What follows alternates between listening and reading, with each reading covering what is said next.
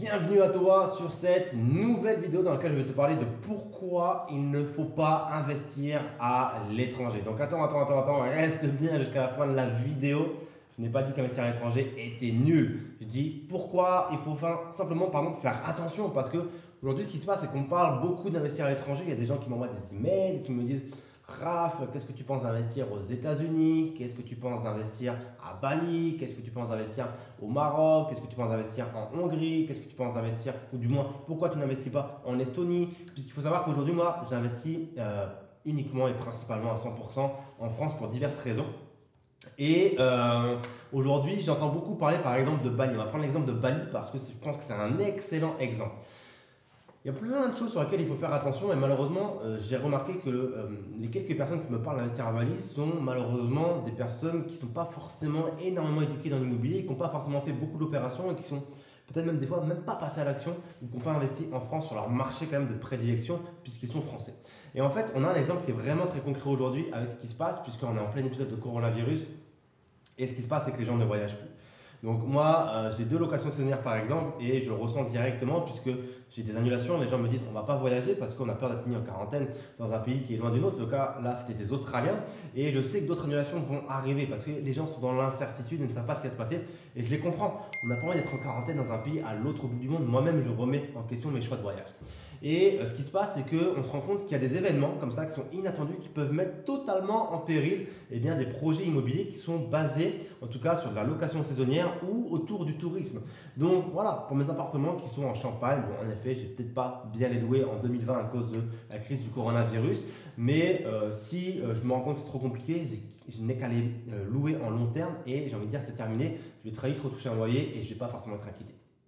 Par contre, pour les gens qui me parlent d'investir à Bali ou dans des endroits qui dépendent quasiment exclusivement du tourisme, puisqu'à chaque fois qu'on parle de Bali, on parle de villas, on parle de construire des villas, on parle de choses comme ça, je veux bien, mais voilà, déjà avec l'épisode du coronavirus, je pense que Bali est très fortement impacté parce qu'il y a plein de gens qui ne veulent pas voyager ou qui ne peuvent pas voyager parce que je pense qu'il y a également beaucoup de Chinois qui sont responsables de beaucoup de marchés du tourisme dans le monde et quand ils sont plus là, on le ressent tout de suite. Et potentiellement Bali, je ne sais pas s'il y a beaucoup de Chinois à Bali encore une fois, mais potentiellement en tout cas déjà Bali actuellement doit subir les effets du manque de touristes.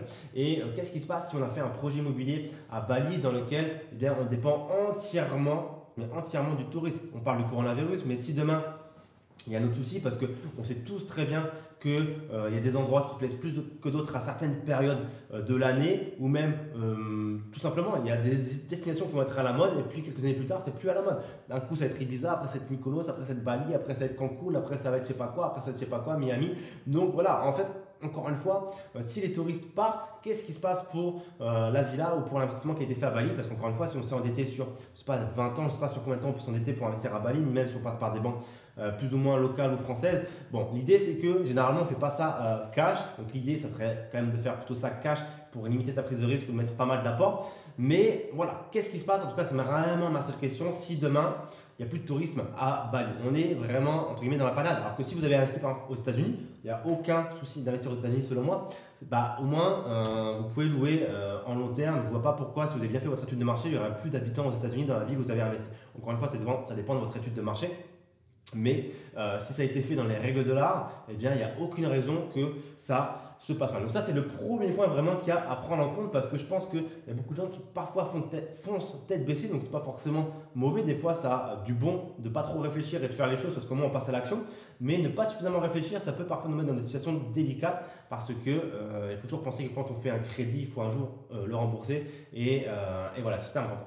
Également, faites attention par qui vous passez quand vous investissez à l'étranger parce qu'il faut toujours se rappeler que si vous passez notamment par un promoteur ou par des intermédiaires, ces intermédiaires ont des intérêts qui se trouvent dans leurs commissions. Donc, il ne faut pas forcément penser à vos intérêts, mais plutôt à leurs intérêts.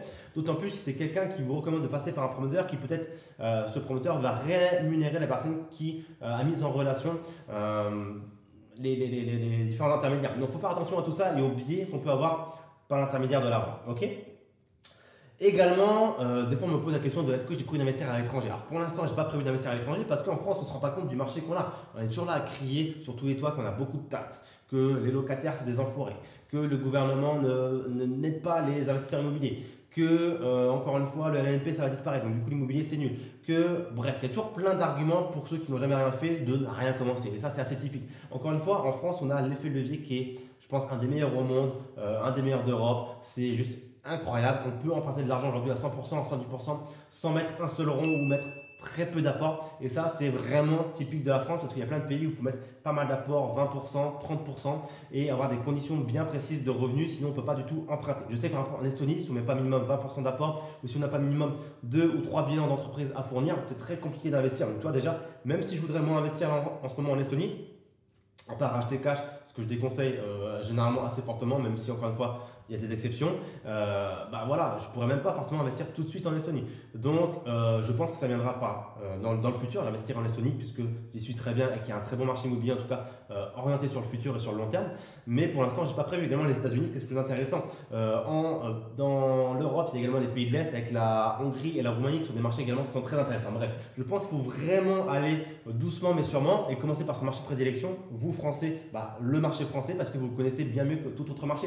En parlant de bien connaître le marché, comment vous allez faire en sorte, le jour où vous allez vouloir investir à l'étranger, d'être certain de bien connaître le marché? Est-ce que vous allez bien maîtriser la fiscalité? Également, la fiscalité française, vous savez très bien, ce n'est pas forcément la plus simple à appréhender, mais ce n'est pas pour autant que les autres fiscalités sont également plus simples à appréhender. D'autant plus quand on est en mode double pays, c'est-à-dire qu'il faut regarder les conventions fiscales, c'est-à-dire que ce que vous encaissez dans un pays, est-ce qu'il ne va pas être imposé à nouveau dans ce pays-là, est-ce qu'il y a des conventions de non-double imposition? Il faut se renseigner sur toute la fiscalité. Donc comment on se renseigne? Il va falloir passer par des avocats fiscalistes. Combien ça coûte un avocat fiscaliste? Ça peut coûter très très cher. Donc c'est à prendre en compte dans l'équation quand on investit à l'étranger, c'est que ça peut coûter cher. Et également, je ne sais pas si vous investissez et qu'à l'étranger, que vous divorcez, qu'est-ce qui se passe en cas de divorce, à qui ça revient? Ça peut tout compliquer dans un montage. Quelles sont les conséquences en France sur la fiscalité ou comment est perçu ce bien par l'État français à l'étranger? Bref, il faut penser à tout ça et donc ça va coûter de l'argent de payer un avocat fiscaliste. Également, quelle est la stabilité du pays? Est-ce que vous connaissez, vous, la situation sociale et politique et économique de ce pays aussi bien que les gens qui sont sur place? Alors, les gens vont vous raconter ce qui se passe. Ils vont vous dire oui, c'est bien, oui, il y a ça. Mais encore une fois, vous le vendez dans le meilleur des mondes parce que la personne qui va raconter ça, c'est généralement soit le promoteur, soit l'agent immobilier. Mais est-ce que vous avez vraiment l'expérience d'un local ou est-ce que, encore une fois, ce qui se passe sur le terrain, c'est réellement ce que vous voyez dans les médias? Il y a de fortes chances que non. Donc, vous ne connaîtrez jamais parfaitement la situation de ce pays et la stabilité. Parce qu'encore une fois, s'il faut revendre, il faut être certain de pouvoir revendre assez rapidement et bien également. Donc ça, c'est également à prendre en compte. Est-ce qu'en termes de réseau local, vous avez tout ce qu'il faut? Par exemple, quand on parle d'investir au Maroc, je ne sais pas, moi quand je vais au marché, j'achète quelque chose, je me fais déjà baiser. Donc si je vais acheter un bien immobilier ou je ne sais pas quoi, qui me dit que je n'ai pas forcément me faire également la baiser parce que ils ont compris que les touristes étrangers, enfin les touristes pas forcément, mais les investisseurs étrangers qui viennent investir dans d'autres pays, ils ont potentiellement de l'argent. Et si on leur prend des commissions à droite ou à gauche, potentiellement ça peut être facile à faire. Donc c'est également tout ça qu'il faut prendre en compte, c'est que ça va vous coûter de l'argent. Également, il va falloir y aller sur place. C'est-à-dire on peut se faire accompagner bien évidemment, mais y aller sur place, les billets d'avion, les nuits d'hôtel, le temps que vous passez sur ces projets et pas sur votre business ou d'autres choses, ça c'est de l'argent que vous allez dépenser également et qui viennent grignoter la rentabilité. Donc ça c'est également des frais à prendre en compte. L'économie, j'en ai parlé, les enjeux économiques et politiques. Est-ce qu'il n'y a pas bientôt des élections? Est-ce que les candidats potentiels sont favorables à l'investissement immobilier? Qu'est-ce qui va se passer sur tout ça? C'est des choses vraiment à prendre en compte. Les lois, on n'en parle pas, mais le code juridique, ce n'est pas du tout le même qu'en France, notamment si vous investissez hors Europe, où il faut bien se renseigner sur tout ce qui est le code Napoléon. Est-ce que vous êtes bien propriétaire des terres? Pendant combien de temps?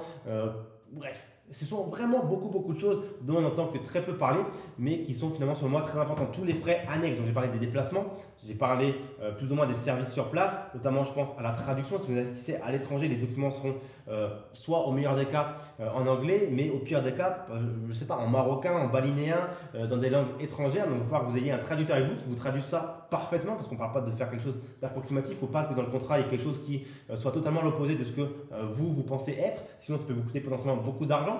On ne parle pas non plus également des conversions de devises. Si vous investissez aux États-Unis en dollars ou à Bali, je ne sais plus c'est quoi, c'est des roupies, je crois, indonésiennes, ça ne va pas être gratuit de convertir des devises pour acheter en devises locales. Alors peut-être que vous allez pouvoir acheter en devises fortes telles dollars ou euros à l'étranger parce qu'ils aiment bien également encaisser des dollars et des euros, mais il faut également le prendre en compte dans tout ça. Le coût de création d'une société, peut-être que vous allez investir en société à plusieurs.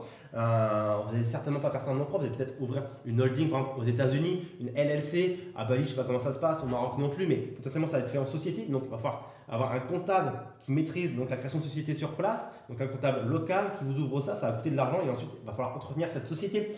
L'assurance également, quand on parle d'investir à Bali, je pense que le coût des assurances, c'est pas ceux qu'on a en France parce qu'il y a beaucoup plus de risques, je pense notamment de tsunami, de choses comme ça, de risques naturels à Bali qu'en France. Donc je ne sais pas du coup combien ça coûte une assurance, peut-être que je me trompe en disant ça, mais ce sont vraiment des réflexes à avoir et des paramètres à prendre en compte, de se dire que l'assurance, ça coûte peut-être 2 fois, 3 fois, 4 fois, 5 fois, 10 fois plus cher à Bali, j'en sais rien, parce qu'il y a plus de risques à couvrir. Donc pensez également à ça dans votre rentabilité. Bref, il y a beaucoup de choses à prendre en compte comme tu peux le voir, hein, je te cite des trucs comme ça qui me viennent en tête quand j'ai préparé cette vidéo-là. Il y a certainement d'autres choses à prendre. Donc investir à l'étranger, ok, c'est beau, ça fait rêver, ça fait un peu briller en soirée quand on dit bah ouais, j'ai une villa à Bali, ouais, j'ai comment on appelle ça, un riad au Maroc, et puis j'ai quelques appartements ou maisons unipersonnelles ou pas, comment on appelle ça, je sais plus, individuelles aux États-Unis. Ok, ça fait rêver, ça fait stylé, on va pas se mentir. Mais est-ce que c'est vraiment le bon moment pour toi de commencer à investir à l'étranger si tu n'as pas de patrimoine en France ou si tu n'as même pas de business à côté ou tu n'as même pas d'autres placements financiers à côté? Donc moi voilà, je préfère vraiment vis-à-vis de l'investissement étranger privilégier les choses. L'Estonie pourrait être une exception parce que je suis installé ici, je suis expatrié en Estonie, donc à la limite je connais déjà plus ou moins le marché, enfin j'y vis tous les jours donc je connais comment ça se passe un peu ici. Mais pour tous ceux qui me contactent et qui me disent qu'est-ce que tu en penses, ben, je leur dis les gars, en fait je vais rebalancer le lien de cette vidéo là parce que je pense que j'ai à peu près tout dit. Il faut faire attention, il ne faut pas aller trop vite, il ne faut pas se brûler les ailes parce que encore une fois, c'est pas parce que vous êtes loin du pays dans lequel vous investissez que vous êtes invincible et qu'on ne peut pas venir vous chercher si vous ne payez plus ou si il se passe quelque chose. Donc voilà, il faut faire attention un petit peu à tout ça. Dis-moi dans les commentaires ce que tu penses de l'investissement à l'étranger. Est-ce que tu as déjà investi à l'étranger ou pas? Qu'est-ce que tu en penses? Est-ce que tu as prévu de le faire? Est-ce que tu as prévu de le faire assez rapidement, pas assez rapidement? Est-ce que tu es d'accord avec moi ou pas? Peut-être que j'ai dit des bêtises. Honnêtement, j'ai jamais investi à l'étranger. Donc je le dis carte sur blanc, je ne vais pas chercher à te faire croire que j'ai investi à l'étranger. Donc peut-être que je me suis trompé sur certains aspects, mais je pense que dans la globalité, l'idée est relativement là. Donc il faut faire attention. Abonne-toi à la chaîne YouTube si tu veux plus de vidéos de ce type-là. Mets un petit pouce bleu, mets-moi un petit commentaire, ça fait toujours plaisir. Et puis on se retrouve pour une prochaine vidéo. Également, n'oublie pas de bien lire à la description puisqu'il y a pas mal de choses qui pourraient t'intéresser. Notamment si tu souhaites investir en France, j'ai des ateliers, des formations autour de l'investissement immobilier en France dans lesquels on voit ensemble tout de A à Z pour ne pas faire d'erreur et pour ne pas dépenser entre guillemets de l'argent bêtement dans des choses que tu pourrais économiser ou négocier. Merci à toi et je te dis à très vite. Ciao, ciao.